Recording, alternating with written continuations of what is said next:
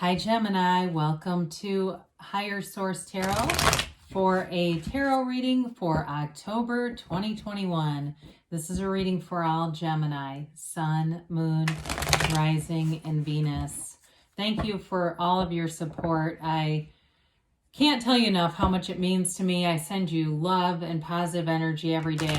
We're connected here. And I also, too, always appreciate it when you hit that like button. It does something to the YouTube algorithm so that YouTube will show or suggest this reading to people who are searching for it. And if you are new here, welcome to you. I post new readings every Friday, then again on Monday. So if a reading doesn't resonate, come back in a couple of days. You could also check a different part of your chart, or on Mondays, the style of reading is different every week. So one week there's a pick a card reading. I do these monthly readings. There's a love reading. I also offer quarterly readings, and then I'll have a yearly reading. That'll be in December. So if you like tarot and you like the channel, I'd love to invite you to subscribe to Higher Source Tarot. All right, what advice do you have for Gemini? Sun, Moon, Rising, and Venus. What does Gemini need to know, please, for the best and highest good? Okay. Do you like my fortune-telling book? I've been telling all the signs that I got that at TJ Maxx. I really like it. So anyway, I couldn't resist. All right, your current situation, you've got the Knight of Cups. The immediate influence is the Moon. Your destiny is the Three of Wands. In the distant past, you have the Nine of Cups. The more recent past, the Five of Swords. The energy coming towards you is the Queen of Wands. You're represented by the Fool. The person or situation that you're dealing with is the Ten of Swords. You've got the Page of Cups. Wow, this is interesting. Page of Cups in your hopes and fears. King of Cups in the outcome. Now, the bottom of the deck, we take these bottom three. Oh, boy.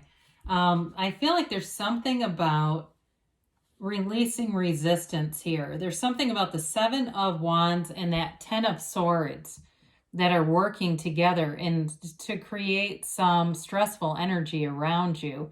It's almost like somebody here just needs to sit their butt down and kind of detach. You've got, definitely have water here. You've got Pisces, plus you have Pisces, Cancer, Scorpio, but it's an emotional reading. I do feel like your energy represented by the Fool is wonderful in this reading, but there's something about that Seven of Swords, because that can be, it can be using your will, and sevens are a successful conclusion, but I feel like in this case, it's like it's so much effort, it's not going to be sustainable. You want Ten of Pentacles. We don't want to necessarily have the successful conclusion be the Seven of Wands, because it's creating some Nine of Swords kind of stressful, restless energy. Now, the Ten of Pentacles is all about appreciation, too. So for some of you, what it really means is being in that place where you really look at your life and recognize all the power you've had in your own life. And we can't change our lives until we accept complete responsibility for them. And so with that Ten of Pentacles, that's part of it. You know, you get what you are. We get what we are, not what we want. And so Ten of Pentacles is that energy of abundance, harmony, all elements working together in your life. And so it's long-term stability too. So with the Knight of Cups here and the Moon, you've got a new phase beginning that brings in love. And so I do feel like if you've had a lot of effort in the enterprise of love, if that's what that's about, and you know, I get comments quite a bit about people trying to manifest, look, there's billions of people here. The person that's your match, they're already here. It's just a matter of lining up with their energy. They don't need to be born. They don't need to move from someplace else.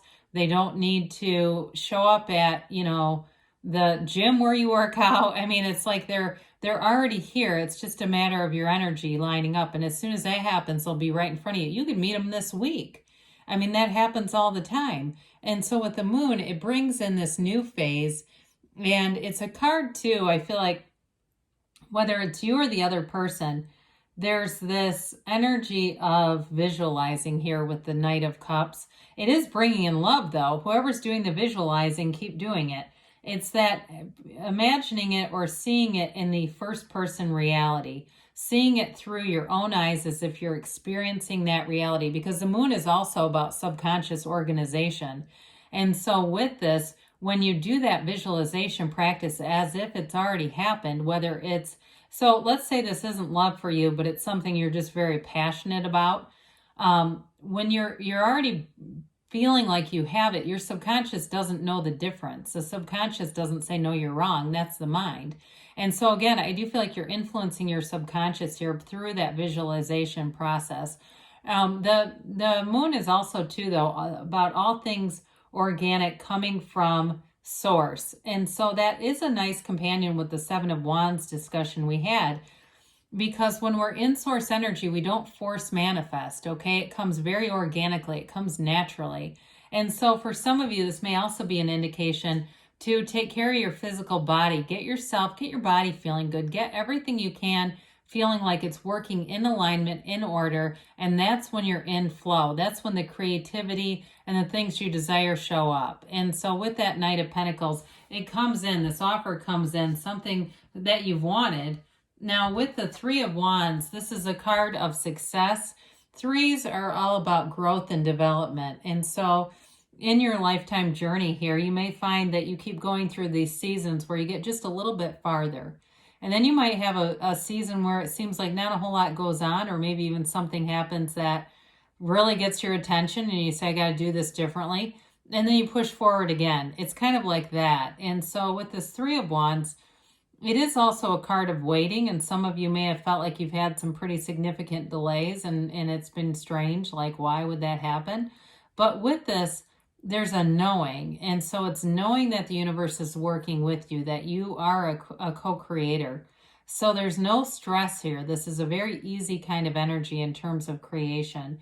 And I do feel like you have had intervals where you've been able to manifest things that you wanted, especially with this Nine of Cups. So something happened that you wanted. But I do feel like, again, that Seven of Wands is important here, because right after this is the Five of Swords. And so it indicates wish fulfillment, happiness, success, and then a conflict.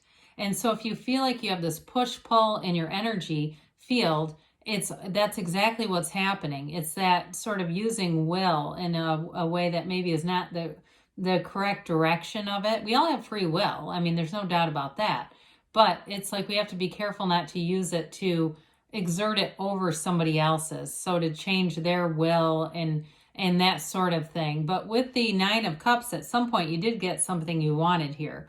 Now, it may have brought on jealousy too. So in the distant past, if you got some kind of something like a new car, a new apartment, just whatever it was, you were feeling really proud of it, that may have been part of where the Five of Swords comes in also. Like it brought some jealousy out in someone else. I'm not sure I'm a huge fan of saying that brings out jealousy, but somebody else showed their true colors here with this Five of Swords.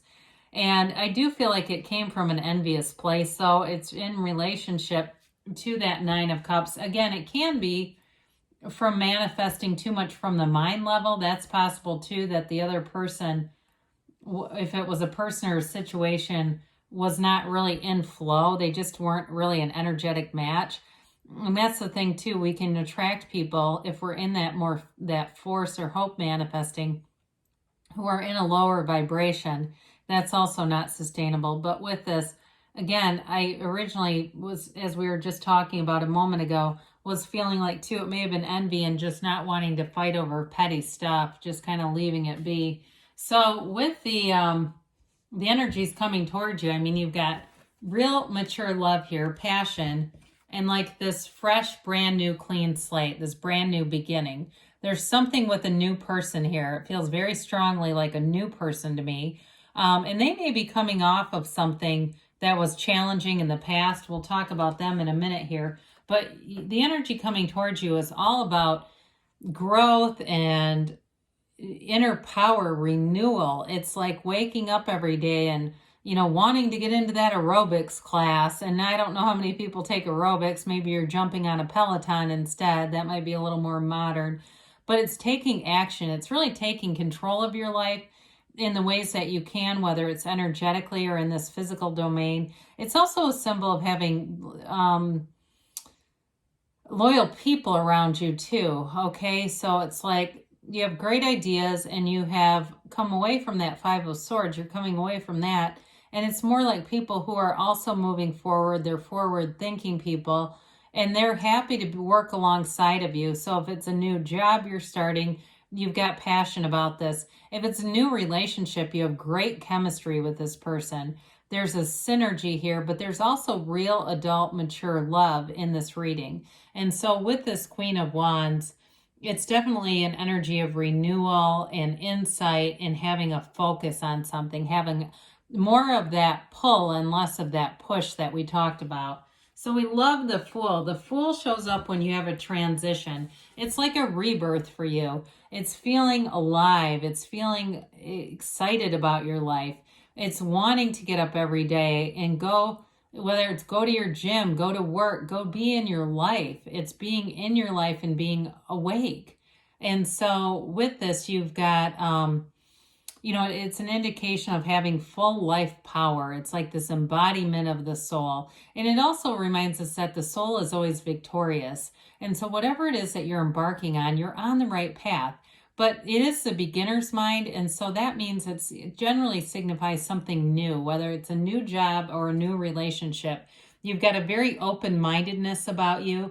You're on this quest. You've released all resistance, and you've got a very approachable energy in this. It's like you can tell you want to be in these situations. You know how you can tell when somebody's really eager to be somewhere? You exude that, and people love it. They love having you around because they feel like you're excited about something. There's nothing worse. I go to a gym where we do some small group training when we have somebody in there that's complaining the whole time, and they're resistant to it. This is the opposite. It's like you're the go-getter. You kind of push everybody forward with your enthusiasm. And in a relationship, because I feel like whoever you're attracting with this Ten of Swords, they're going to feel like they can talk to you about anything. You've got a very non-judgmental energy here, and that's exactly what they need. This Ten of Swords energy, they may have been double-crossed by somebody in the past. I don't feel like they're necessarily bitter over it, but it was a difficult ending for them. And so in terms of your energy, it uplifts them. And I do feel like they want to leave the past in the past. They're working on it. I don't know if they're fully there yet, though. I have to be honest about that. And that may be an area where you have to set a boundary with them. If it seems like they kind of creep into too many stories about their ex, I don't get a really predominant energy of that, but it just seems like a good place to start, right? Not falling back into that if they're not ready to be in something quite yet. I do feel like they are, though. I feel like this was, whatever this ending was, it brought them a lot of wisdom. Now, if it's a job for you, you've got a great attitude towards whatever you're doing here. And this also could be, I hate to say desperation, but for those employers that have this shortage of labor, again, they may feel like this, where they need you. There's something about this. I hate to say need because I understand we don't really want to attract needy situations to us, but I do feel like they value you, whatever it is, they're coming out of that. So we like the Page of Cups. It reminds me of the Fool in some ways because it's optimism. It's new energy coming in. And it's also the development. Now, this can be the manifestation of an ex. I will mention it because it can be that. And some of you, it's your hopes and fears. Some of you say, I don't want them back. Others of you are hoping for it, okay? That's why it shows up here. It's just they're telling you they hear you. They're communicating. That's all that is. But with this, it's a fun energy. It's like going out and having adventures, doing new things, being very open-minded, being very open to love and receptive to love.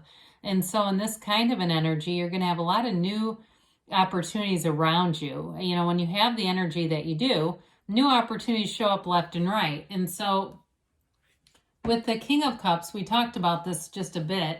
It is an energy of transparency in a relationship, emotional stability. And even though you've got that very excitable kind of energy, and it can be a bit frenetic if there's too much of it, I like this because I feel like it balances the Fool out a bit, where it gives you a little bit more of a stabilized emotional state. So you're still excited, but you're not like manic about it. It's like the energy of in some ways it can be kind of a fatherly energy, but it's also an energy of maturity.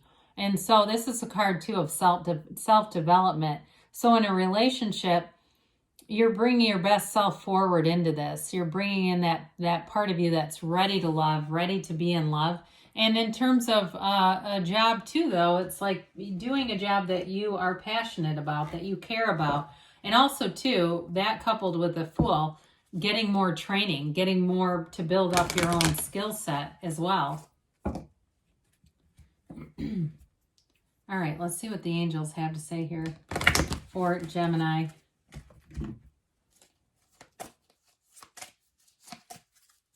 And a yes, no, maybe. All right, you have here, listen to your intuition. So meditate with the moon energy and let your intuition be your guide. They're telling you you have abundance coming in. You definitely have a nice turn of events showing up here. And you have romance. And I would agree, when you have the Queen of Wands and the King of Cups, that's a very romantic combination. When they say within the next few months, so if you haven't met somebody yet, they're coming. They're here for you.